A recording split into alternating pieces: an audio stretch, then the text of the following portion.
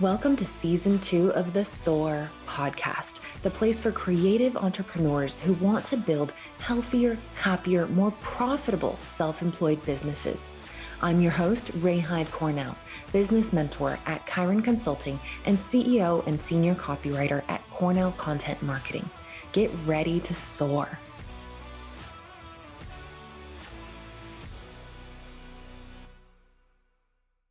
Welcome to the SOAR podcast, episode 48.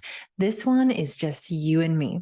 So earlier this year, I asked our community to share with me a few questions or obstacles that they've been struggling with. And I said that I would address them in a podcast episode or a workshop, depending on which medium was the better fit to give you a solution. Today's episode is from a fantastic question that comes from one of our lovely community members, so that I don't implicitly divulge any information about her just for asking this question. I'm not going to share her name, but if you're listening, you know who you are. And I want to thank you for this question because it's super important for the longevity of a healthy freelancing career.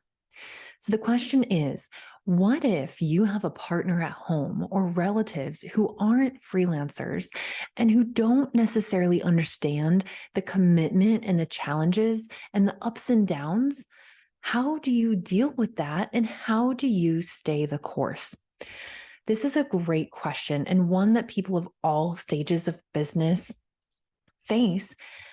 I've been doing copywriting and content creation and have been self-employed for 15 years. And even though I now run a full agency team and my husband retired from his W-2 job to join my business, my family still doesn't really understand what I do. If it's not a brick and mortar business or one of those things that were, listed out commonly when you're a kid and teachers ask you, what do you want to be when you grow up? If it's not one of those things, my grandparents especially don't really get it or take it seriously as a quote unquote traditional job. So let's get into it. First, how do you handle the situations that come up when your family doesn't quite get what you do?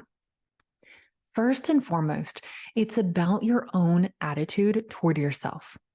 Our closest friends and family members tend to know us well, so they know when you're unsure, when you're uncomfortable, when you're lacking confidence. You have to take yourself seriously. If they think that you just work odd jobs or you're a hustler or you're a couch surfing bum and you act like you don't know what you're doing with your life, then no matter what you say, it's only going to confirm their suspicions. Instead, you have to make a decision internally. And this is something that I've talked about a lot with regard to thinking of yourself as a business. You can't just think of yourself as a starving artist and kind of romanticize this whole persona. It really comes down to you deciding, I am going to build a freelance writing business. I am going to build a social media agency. I am going to build myself as a brand voice consultant. I am going to build a design business. Whether you want to stay solo or you want to build a team over time, it doesn't matter. You can be a business of one. And that's really how you need to think of yourself. And by doing that, not only are you committing yourself to building this future that is purely and entirely yours and on your terms, but also that energy of making that decision will come through every time you are talking to anyone about what you're doing. Think about it. If you think, oh man, I don't know what I'm going to be doing in 6 months, in a year. I don't know if I'm still going to be freelancing. I don't know if I'm still going to be doing this. Well, then obviously you haven't decided. And that wavering sort of indecision is going to be conveyed to the people who know us best.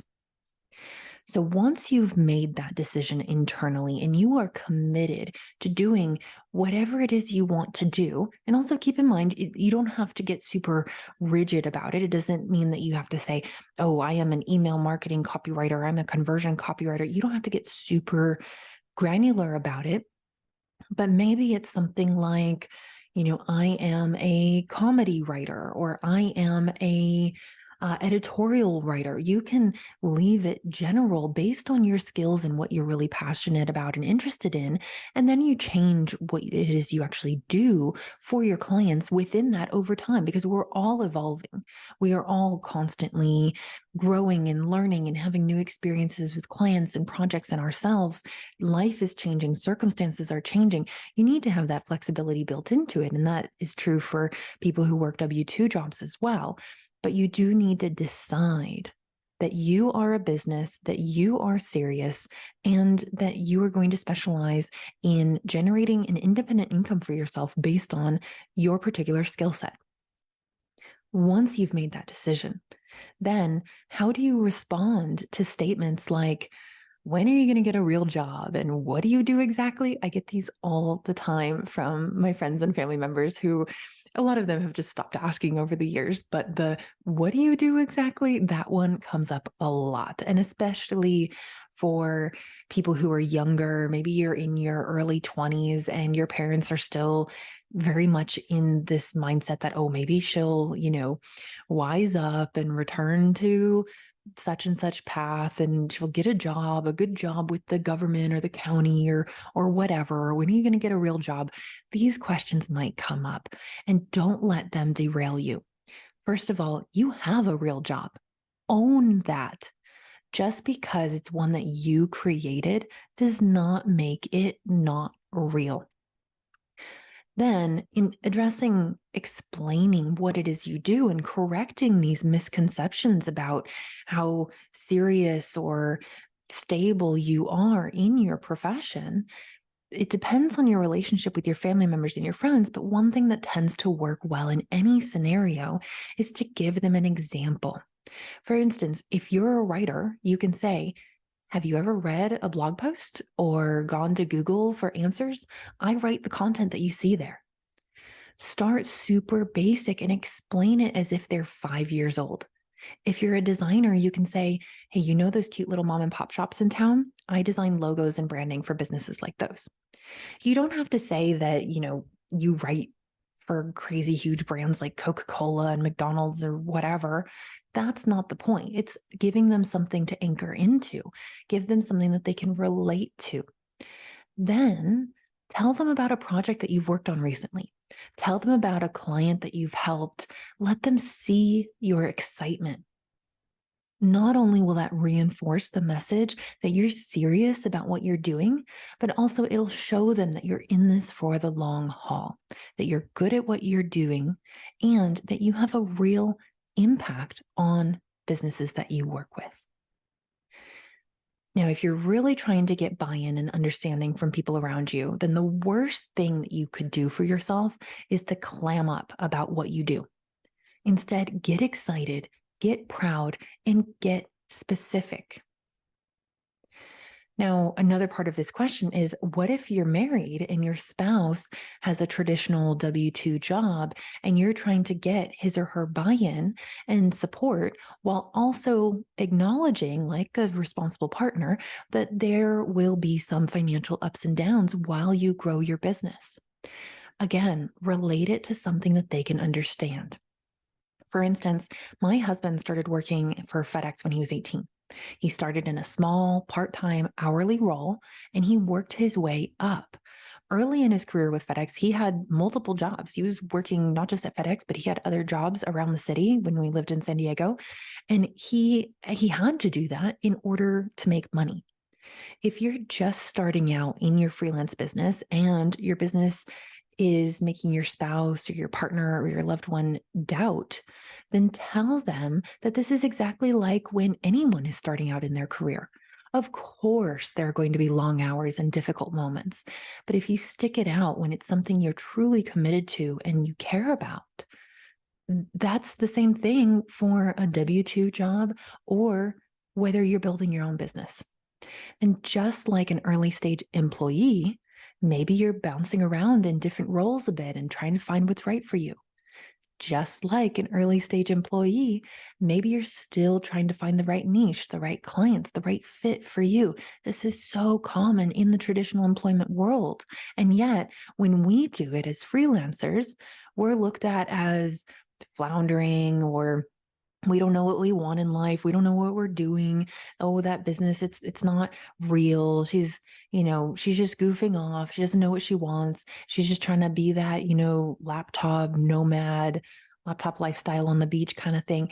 We're always looked at as if we're doing something different than what someone with a quote unquote real job, which really just means someone is giving you a job, someone is employing you. They do the same thing. The difference, of course, is that you get to move way faster than an employee. You get to blow through trial and error as fast as you want to, because there's no one giving you orders or holding you back. There's no one telling you that you have to have 5 years of experience before you can get a promotion. There's no one telling you what your salary is. You get to decide all of that. So really, what it comes down to is that you will move as fast as you can figure things out. And I guarantee you that'll be a lot faster than anyone in the W-2 world can move. Keep in mind that the world of freelancing and self-employment is foreign to most people. It's certainly the way of the future, and the gig economy is growing at an alarming rate. But the traditional time for wages model is deeply ingrained in Western culture, and that goes for a lot of our family and friends. It's going to take some time for people to understand your way of life. And it's really that, isn't it? It's a way of life. It's a commitment. It's a lifestyle. It's deeply tied to your personal values, your desires, your goals, and it's fucking important. So treat it like it is. If you treat it like it's important, if you treat it like it's a way of life, then people will get it. The last thing I'll say on this is, if someone just isn't getting it, maybe they're not willing to. If someone refuses to be supportive, it's probably because they're seeing you do things that they only wish that they could do. And remember that you don't need someone's permission or approval to do what you're doing, and you don't need their negativity either. If someone is really bringing you down and sucking the life out of you when you want to be excited and enthusiastic about your independent career, then cut them out. If it's an unsupportive friend, then that's an oxymoron. You shouldn't have any unsupportive friends. Say goodbye and part ways. If it's a family member you can't part with, then draw a line. Don't talk to them about your career if they're not willing to hear about it and be supportive. Give it your best effort at first, of course, but also recognize that when someone won't budge, and when it's more detrimental to you to keep pushing than to just let go of getting their support, that's when it's time to just say, you know what, we need to agree to disagree and move on. Ultimately, staying the course and getting others to understand the commitment and the challenges and the ups and downs, it all comes down to really you doing that. You need to commit. You need to understand that there will be ups and downs as you're building your freelance career, and it's going to be a constantly evolving thing. Your business is an extension of you, and you are not a static entity. You are not a robot. You are not something that appeared into this world in the form and shape that you are, and with the thoughts and experiences that you have, and will not change. That's not how life works. Your business is an extension of you. And if you are growing and changing and evolving, and if you are going through different life experiences and circumstances, then your business will evolve too. If you're able to communicate that to someone and let them know that the beauty of the work that we do as independent income generators, tripped over that one, didn't I? Independent income generators, is that because our business is an extension of us, we are able to mold and shape it to whatever we need it to be, given what we're going through in life and what our priorities are. if you explain it in that context, the challenges and the ups and downs of being a freelancer, not only do they make sense in the context of, hey, this is what traditional W-2 employees go through as well, but also it gives that sense of control back to you as the business owner. No longer are you at the mercy of a job that's demanding so much of your time and asking you to come in on weekends and take your work home with you and work long hours. And, maybe they can or cannot pay you overtime. That's not your life. That's not what you're choosing for yourself. You are choosing something that is going to be able to be completely customized to you and what you want your life to look like.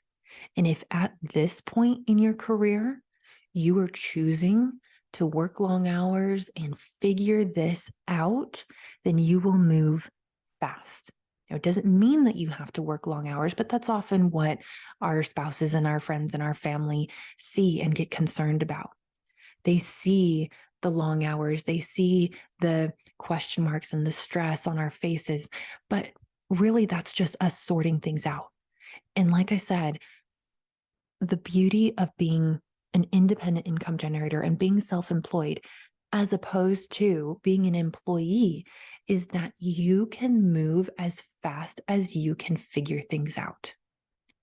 So let those instances, those stressful moments, those ups and downs, let those come and let those go.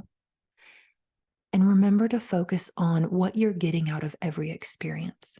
And if you can communicate that to the people around you of, oh yeah, this client, they pulled the plug on this project and yeah, I lost that revenue and man, that really sucks. But what I learned from that is XYZ.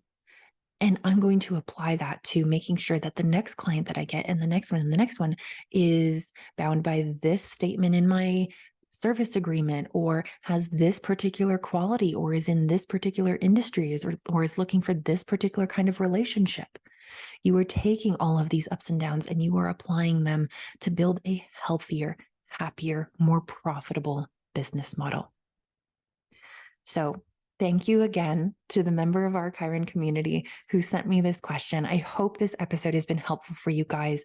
Being a freelancer in a W-2 household and in a W-2 world, it's not always easy, but really it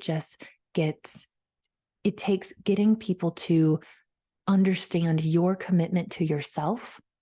And once they see that, once they see the spark in your eyes and your passion for what you're doing and your commitment to a particular way of life and set of personal values like freedom and autonomy and self-sovereignty, they'll get on board.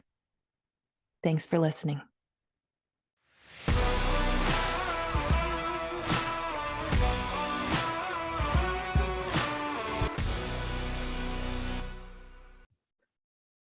Hey, Rai here again. Thanks for listening. If you liked this episode, please subscribe and rate us in your favorite podcasting platform. Want to be a guest on the show or know someone who has an amazing story of entrepreneurship?